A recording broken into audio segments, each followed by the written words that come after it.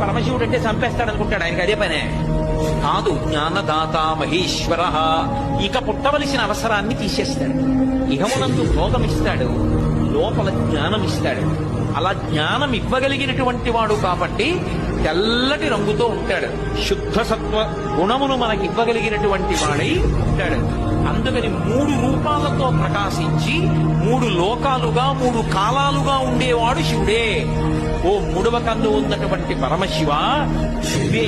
సృష్టి చేసినప్పుడు బ్రహ్మ, నిలబెట్టినప్పుడు విష్ణువు, పడగొట్టినప్పుడు శివుడు. ఈ 3 కూడా దయతోటే చేస్తాడు. మరి ఎందుకంటే పడగొట్టడం 90 ఏళ్లు రానివ్వండి, 130 ఏళ్లు రానివ్వండి, పడగొట్టకుండా ఉంటే బాగుంటుంది.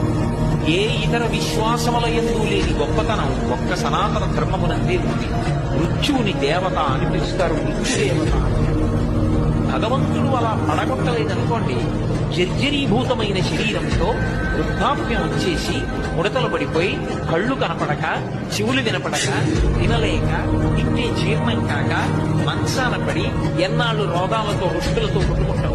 ఈ శరీరాన్ని పడగొట్టేసి మళ్లీ ఒక బలమైనటువంటి శరీరాన్ని ఇచ్చి నువ్వు ఎక్కడ ఉపాసన ఆపేశావో అక్కడి నుంచి మళ్లీ సాధన చేయనను చేరుకోవడానికి అని ఇంకొక కొత్త శరీరాన్ని ఇవ్వడానికి పాత శరీరాన్ని పడగొడతాడు. ఇప్పుడు అందులో దయ ఉందా, కక్ష ఉందా? పడగొట్టకుండా ఉంచేసరికి అందరూ చీదరించి